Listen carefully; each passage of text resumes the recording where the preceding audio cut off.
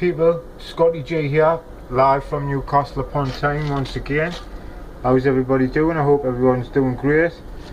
Well, topic today, a bit of ancient history. I want to talk about Alfred the Great. Now, obviously the first king in England was the King of Wessex, which was King Egbert, which was Alfred's grandfather.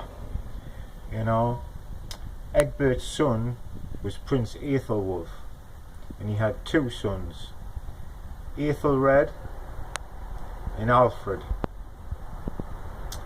And Alfred was considered very special, and really, when Egbert died, Aethelwulf got the crown, obviously his son, but he died of a fever, and it passed to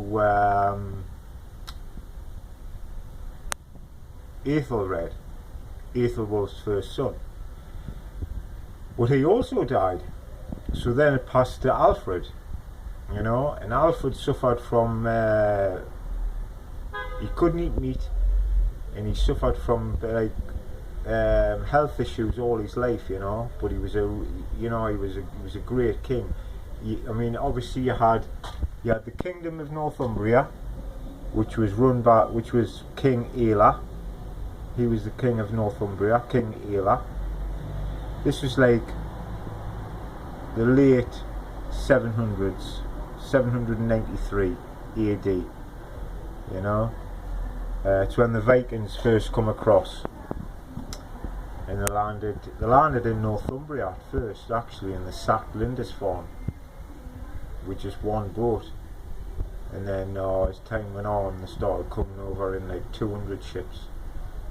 But and then after that they attacked Paris, you know. But anyway, Alfred the Great, yes. So you had Northumbria, which was King Aella. Then you had East Anglia, Kingdom of East Anglia, Kingdom of Mercia, which was run by all mad. They were incest. They were just all mad. They were the Mercians, the royals, and then you had obviously Wessex, which was the main kingdom, Winchester as well, you know, which is still here today. So Egbert schooled Alfred, wanting him to be king one day, you know, and he schooled him really well. And 793 AD, that's when the Vikings hit. And like I said, they hit Northumbria first, and they just couldn't do a thing with them, that to pay them to go away, you know. And they kept coming, and then they landed in Wessex, and they tried to negotiate, and they had many battles, many battles, and what happened was, Ragnar Lothbrok, which was the king of the Vikings, after his invasion of Paris, and he conquered Paris, and he come home, he disappeared, and he wasn't seen for years, and then he come back again, and he had 5 sons: Sigurd Snake in the Eye, Ivar the Boneless, Bjorn Ironside, Vitzurg,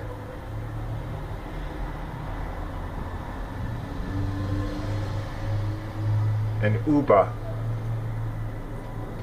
Uber looked the most like him, and he was most like him, because Ragnar never wanted to be king. Now, it didn't interest Uber either. But Bjorn Ironside was even more famous than Ragnar. You know, he was unreal, him. He went as far as the Mediterranean, and Ragnar, when he reappeared after years, and you know, he wasn't very well liked because he deserted his kingdom in Kattegat in Norway, and he had a settlement in place, a working settlement for Vikings in England, you know, and it got destroyed. So he wanted to go back, but none of his sons would join him. Ivar the Boneless was a cripple, but he was one of the most feared men on the planet at one point. He had a mind for strategy, because the mind is the greatest tool of all, you know.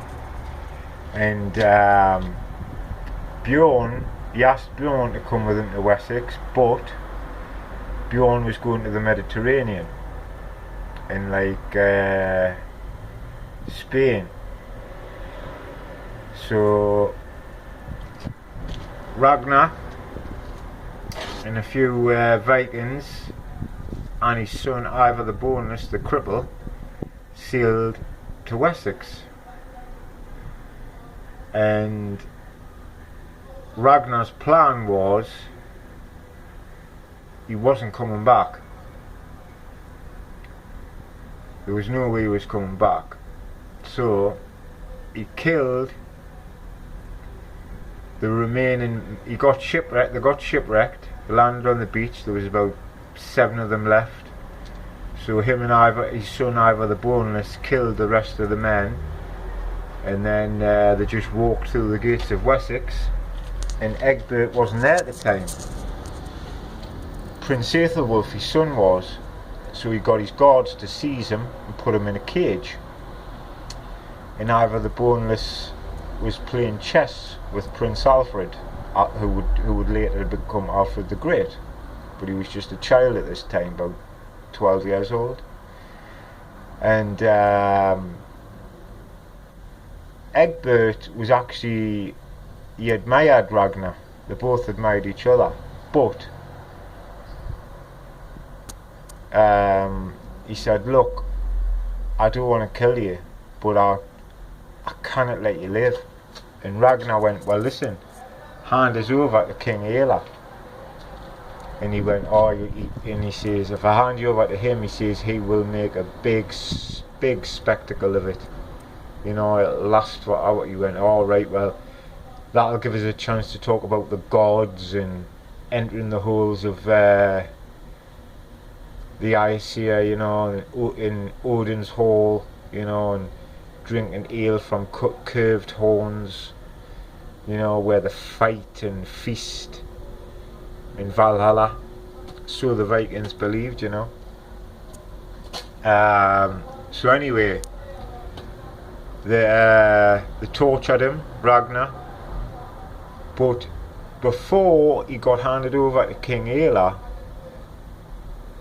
he asked Egbert to send his son Ivar the Boneless home unharmed, and he told Ivar to go home and tell the other 4 sons to avenge him, but not just on King Aela, on King Egbert as well. So they've put him in a cage and they tortured him all day, all night, and then dropped him in a pit of venomous snakes. And his famous saying was, my death comes without an apology. Soon I will be drinking ale from curved horns, and I welcome the Valkyries to summon me home. And then they dropped him in, and he died. But what he did say was, how the little piggies will grunt when they hear how the old boar suffered. Meaning, once Ragnar's 5 sons hear about how he suffered in his death, they will invade England. So, after months of planning, when Ivor the Boneless got back, the guy had a great heathen army, and I'm talking like 10-20,000 strong, you know. And King Aila thought this was just, you know, nothing. He didn't realise how big the army was. And when they appeared in Northumbria first, and when they appeared on the beach, just a portion appeared first, and King Aila went to the bishop, to the archbishop, not such a great heathen army after all, my bishop. And he went, no. And then the rest of them had just appeared. And Bjorn Ironside, Ragnar's oldest son, he led the army. He was the leader. And he was considered unkillable, you know. Totally unkillable. That's why he was given the name Bjorn Ironside, you know, because it was very, very hard to kill him in battle. And they just annihilated the Northumbrian army.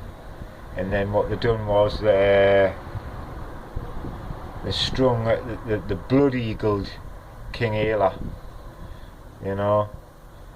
I'll not give you the gory details, but just watch the Vikings and you'll see what a blood eagle is. And they hung him up. So then they went on to Wessex. Well, they done a strategy, and they placed the battle over many miles, and they basically took the piss out of the Wessex army, and they annihilated the Wessex army. And Prince Aethelwulf, his wife, and Alfred and Aethelred, his two sons, had to flee.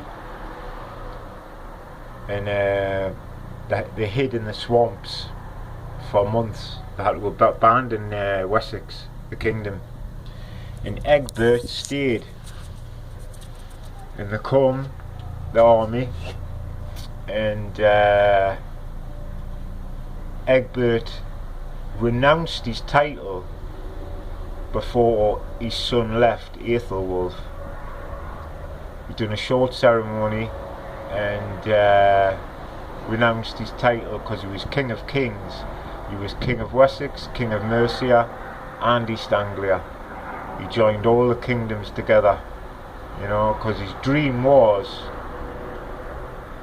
to just have a full united England. Not like Northumbria as a kingdom, Wessex as a kingdom, Mercia, East Anglia, Wessex as a kingdom.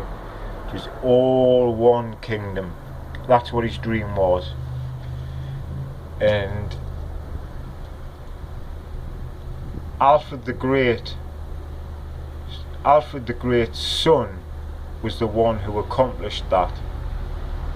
He accomplished it. He brought England into one true kingdom, so they could defend themselves against any enemy. You know, he brought squabbling little kingdoms like East Anglia and Mercia to heel. And anyway, Aethelwulf was named King of Kings before he fled. And when the Vikings come, Egbert said, "I'll make a deal with you." He says, "I'll grant you land. That was your father's dream. He wanted a settlement." He says, I'll give you the kingdom of East Anglia." So he wrote the paperwork out, signed it, but of course it was worthless because he wasn't king anymore. His son was Aethelwulf. This was the trick, you see. So the legal document was worthless, and he killed himself. He slit his wrists in his Roman bathhouse. And then the great heathen army just rampaged through. They took York. They had a stronghold in York, and I mean that Heathen Army was unbelievable. Oh, it was phenomenal. I mean, one of the greatest battles I've done research on was when the Vikings took on the Rus, you know, which is like Kiev, and we'll leave that for another day because that's fantastic. You know, that is a really, really good story, but I'll leave that for another day. But yeah. Oh, also, I just want to give a shout out because Paddy Conroy gave us a shout out on one of his videos the other day. So cheers, Paddy. Respect to you, pal, and big shout out to you, and shout out to your channel. Hope you're doing well. Feel free to contact us if you want. Maybe we could do something together, I don't know, you know. Maybe it's a podcast or something, whatever. Obviously, you know, I've got my first guest coming on, Darren Arnold. So, you know, if you want to do a podcast, I'm quite up for it if you want. So just contact us. But like I say, big shout out to Paddy Conroy. Respect, brother. Okay, right. God bless. ScottyG out.